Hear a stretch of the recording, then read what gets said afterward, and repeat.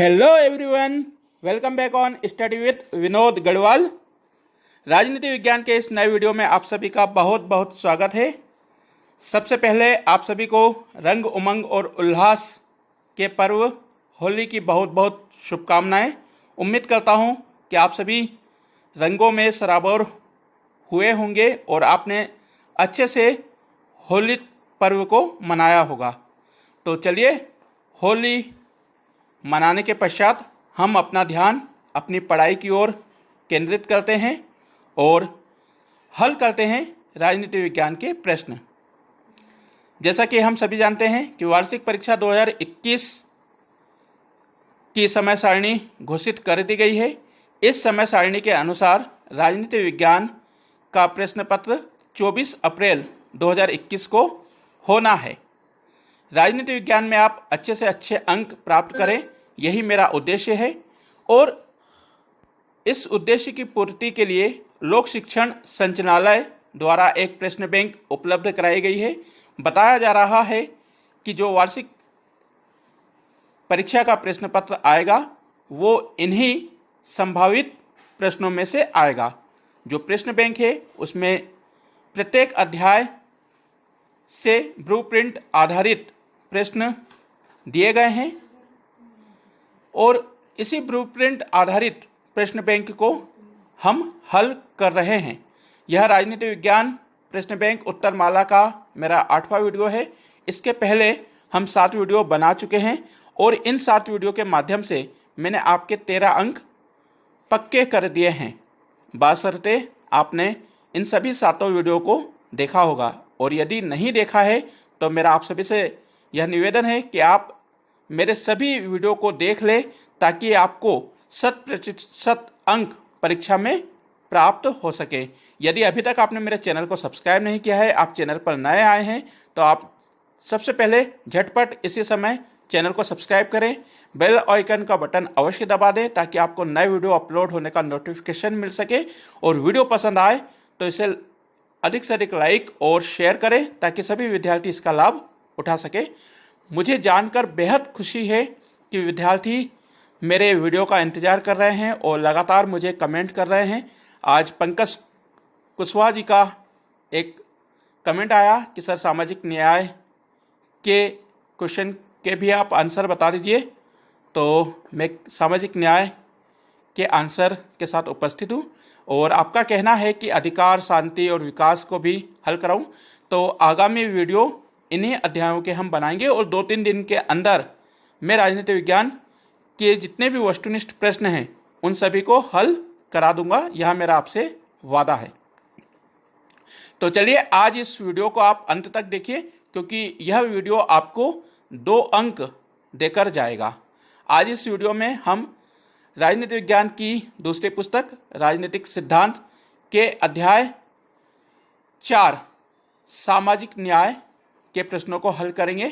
अध्याय 4 सामाजिक न्याय से ब्लूप्रिंट में बताया गया है कि 2 वस्तुनिष्ठ प्रश्न पूछे जाएंगे और इन 2 अंकों को प्राप्त करने के लिए हमें निम्न प्रश्नों को हल करना होंगे। तो मैं इन सभी प्रश्नों को हल इस वीडियो में करा रहा हूं। बस आप अपनी कॉपी पेन लेकर बैठ जाएं और मेरे द्वारा जो उत्तर बताए जा रहे हैं उन्हें ध्यानपूर्वक सुनकर कॉपी में नोट करें और याद करें ताकि आपके अंक सुनिश्चित हो जाएं और आप अच्छा परीक्षा परिणाम देकर मुझे खुशखबरी दें।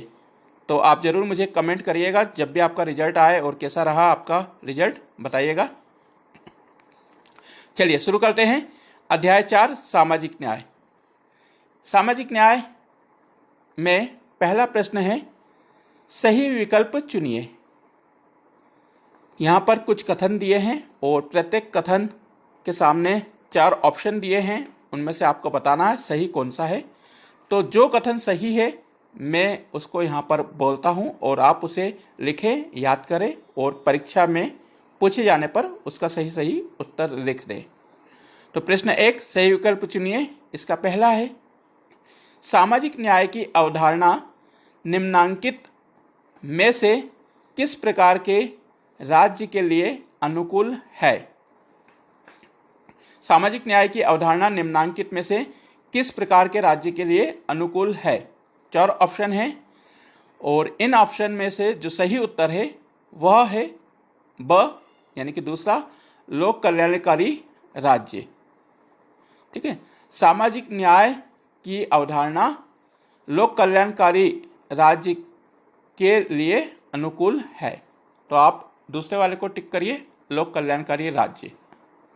पहले का दूसरा, सामाजिक न्याय का अर्थ है। यहां पर 4 ऑप्शन दिए हैं और इन 4 ऑप्शन में से इसका सही उत्तर है पहला, सभी के साथ एक जैसा व्यवहार करना। सभी के साथ एक जैसा व्यवहार करना। पहले का तीसरा, नीति निर्देशक तत्वों के पीछे शक्ति होती है। यहां पर भी 4 ऑप्शन हैं। इसका जो सही उत्तर है वह है जनमत। जनमत इसका सही उत्तर है। आप वाक्य देख लीजिए, नीति निर्देशक तत्वों के पीछे जनमत की शक्ति होती है। तो आप जनमत को टिक करिए। अब पहले का चौथा, द रिपब्लिक पुस्तक के लेखक हैं। द रिपब्लिक पुस्तक के लेखक हैं, तो इसका सही उत्तर है प्लेटो। प्लेटो को आप टिक करिए। द रिपब्लिक पुस्तक के लेखक प्लेटो हैं। तो यहाँ पर हमारा पहला प्रश्न समाप्त होता है और मुझे उम्मीद है कि आपको पसंद आया होगा। अब प्रश्न दूसरा, रिक्त स्थान की पूर्ति कीजिए। कुछ खाली स्थान दिए हैं, आपको भरना है फिल इन द ब्लैंक्स। तो इसमें पहला है, प्राचीन भारतीय समाज में न्याय खालिस्तान साथ जुड़ा था। यहाँ पर आप खालिस्तान में भरिएगा धर्म।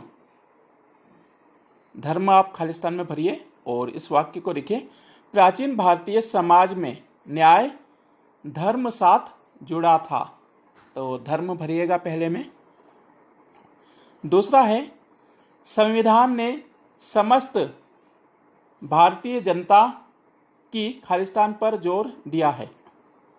इसमें आप भरिएगा भलाई। भलाई भरिएगा और वाक्य देखिए, संविधान ने समस्त भारतीय जनता की भलाई पर जोर दिया है। तीसरा खालिस्तान, भारतीय संविधान व्यक्ति की खालिस्तान के लिए प्रतिबद्ध है। इसमें आप भरिएगा गरिमा और राष्ट्र की एकता बनाए रखने के लिए। वाक्य देखिए, भारतीय संविधान व्यक्ति की गरिमा और राष्ट्र की एकता अखंडता के लिए प्रतिबद्ध है। तो प्रिय विद्यार्थियों, मुझे उम्मीद है कि आपको वीडियो समझ में आ रहा होगा और वीडियो पसंद आया हो तो प्लीज़ इस समय इसे लाइक कर दें और अधिक से अधिक शेयर भी करें ताकि अन्य विद्यार्थी इसका लाभ उठा सकें। अब प्रश्न जो दिया है, यहाँ पर दिया तो खालिस्तान ही है, मगर मेरे ख्याल से ये जोड़ी बनाने के लिए दिया है क्योंकि इसमें अ और बा भी दिया है।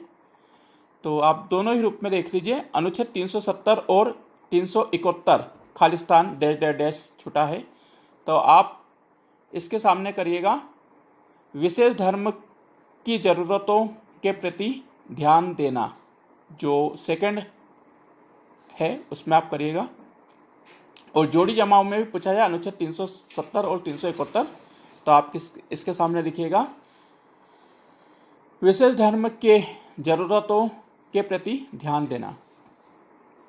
सेकंड है, इसमें महिलाओं और बच्चों को परिवार की संपत्ति में असमान अधिकार डैश डैश डैश। तो इसमें आप भरिएगा लैंगिक न्याय की उपेक्षा। यदि जोड़ी जमाने में भी आता है तो लैंगिक न्याय की उपेक्षा आप इसके सामने करिएगा। तो यहाँ पर यह प्रश्न भी हमारा समाप्त होता है और इस अध्याय का अब अंतिम प्रश्न है, उसको हम हल करते हैं। यहाँ पर जो प्रश्न है एक वाक्य में उत्तर दीजिए। कुछ प्रश्न हैं उनके उत्तर आपको एक वाक्य में देना है। तो इसका पहला है, न्याय क्या है? What is justice? न्याय क्या है? इसका उत्तर होगा, न्याय उचित एवं अनुचित का विवेकपूर्ण न्याय संगत निर्णय देना ही न्याय है। इसे हम इंसाफ भी कह सकते हैं। तो उचित एवं अनुचित का विवेकपूर्ण न्याय संगत निर्णय करना इंसाफ न्याय कहलाता है। सेकंड, समाज की किस विसंगति ने सामाजिक न्याय की अवधारणा को जन्म दिया? प्रश्न देखिए आप, समाज की किस विसंगति ने सामाजिक न्याय की अवधारणा को जन्म दिया? इसका सही उत्तर होगा समाज में व्याप्त सामाजिक, धार्मिक, सांस्कृतिक एवं आर्थिक असमानता के भेदभाव जैसी विसंगतियों ने सामाजिक न्याय की अवधारणा को जन्म दिया। तो जो समाज में व्याप्त है, चाहे वो आर्थिक असमानता हो, धार्मिक असमानता हो या सांस्कृतिक भेदभाव हो, इन सब के कारण ही सामाजिक न्याय को जन्म दिया गया है। ये सारी विसंगतियाँ थी जिनके कारण सामाजिक न्याय की स्थापना हुई है। तो आप उत्तर लिखिएगा, समाज में व्याप्त धार्मिक, आर्थिक, सांस्कृतिक भेदभाव की विसंगतियों ने सामाजिक न्याय की अवधारणा को जन्म दिया। तीसरा प्रश्न है, संविधान के दर्शन की जरूरत संविधान के किस भाग में मिलती है? इसका सही उत्तर है, संविधान के दर्शन की जरूरत संविधान के भाग 4 में मिलती है। भाग 4 जो नीति निर्देशक तत्वों से संबंधित है, अनुच्छेद 36 से 51 में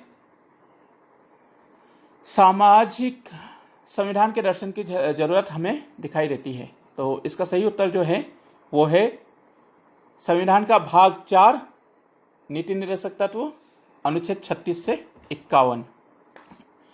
अंतिम प्रश्न है, पारस्परिक निषेध का क्या अर्थ है? उत्तर, पारस्परिक निषेध व्यवहार थेरेपी का एक रूप है जो एक वांछित व्यवहार की प्रतिक्रिया को उत्तेजना की उपस्थिति में बार बार करता है, जो सामान्य रूप से अवांछनीय प्रक्रिया को ट्रिगर करता है। एक बार और देखिए, पारस्परिक निषेध व्यवहार थेरेपी का एक रूप है जो एक वांछनीय व्यवहार की प्रतिक्रिया को उत्तेजना की उपस्थिति में बार बार व्यक्त करता है, जो एक सामान्य रूप से अवांछनीय प्रतिक्रिया को ट्रिगर करता है। तो प्रिय विद्यार्थियों, ये था हमारा आज का वीडियो जिसमें हमने सामाजिक न्याय से संबंधित प्रश्नों को हल किया। और हाँ, एक और प्रश्न इसमें इस अध्याय से जुड़ा हुआ है, उसको भी मैं हल कर देता हूँ। प्रश्न 5वां है, सत्य असत्य लिखिए। कुछ कथन है, उनमें से आपको बताना है कि कौन सा सत्य है और कौन सा असत्य है। तो पहला है, भारतीय संविधान का उदारवाद सामुदायिक जीवन के मूल्यों का पक्षधर है। भारतीय संविधान का उदारवाद सामुदायिक जीवन के मूल्यों का पक्षधर है। यह कथन बिल्कुल सत्य है। आप इसे सत्य करिएगा, सही लिखिएगा। दूसरा है, भारतीय संविधान धर्मनिरपेक्ष नहीं है। यह कथन असत्य है। आप इसे गलत कीजिए, क्योंकि भारतीय संविधान एक धर्मनिरपेक्ष राज्य की स्थापना करता है। भारत एक धर्मनिरपेक्ष राज्य है। तो यहाँ पर जो कथन दिया है वह असत्य है, क्योंकि यह गलत है। तो प्रिय विद्यार्थियों, ये था हमारा सामाजिक न्याय से संबंधित प्रश्न बैंक में पूछे गए प्रश्नों का हल। और इस अध्याय से 2 नंबर पूछे जाएंगे और मुझे उम्मीद है कि आपके ये 2 अंक भी पक्के हो गए होंगे और मेरी दृष्टि से मैं अब आपके जो हैं परीक्षा में 15 अंक पक्के करा चुका हूं, बशर्ते आपने मेरे सभी वीडियो को देखा हो। एक बार फिर से कह रहा हूं, यदि वीडियो नहीं देखे हैं तो वीडियो देख लीजिए, क्योंकि 100% अंक आपको इन वीडियो के माध्यम से मिलने वाले हैं। अब मिलेंगे कल के वीडियो में, जब हम अध्याय 5 अधिकार से संबंधित प्रश्नों को हल करेंगे और अधिकार वाले चैप्टर से भी 2 वस्तुनिष्ठ प्रश्न पूछे जाएंगे। तो कल मैं आपके 2 अंक और पक्के करा दूंगा। तब तक के लिए आप अच्छे से पढ़ाई करिए। और जाते जाते आपसे एक और प्रश्न, जिसका उत्तर आप मुझे कमेंट बॉक्स में कर सकते हैं। भारतीय नागरिकों को मौलिक कर्तव्य संविधान के किस भाग में, किस अनुच्छेद में प्रदान किए गए हैं? प्रश्न एक बार फिर से सुनिए। भारतीय नागरिकों को मौलिक कर्तव्य संविधान के किस भाग के किस अनुच्छेद में प्रदान किए हैं? आप सभी के कमेंट का मुझे इंतजार रहेगा। आप अपनी पढ़ाई का मुझे परिचय दीजिए सही उत्तर बताकर। अब मिलेंगे कल नेक्स्ट अध्याय के साथ। तब तक के लिए बाय बाय, गुड बाय। स्वस्थ रहे, सुरक्षित रहें, इन्हीं शुभकामनाओं सहित आप सभी को नमस्कार, धन्यवाद। जय हिंद, जय भारत।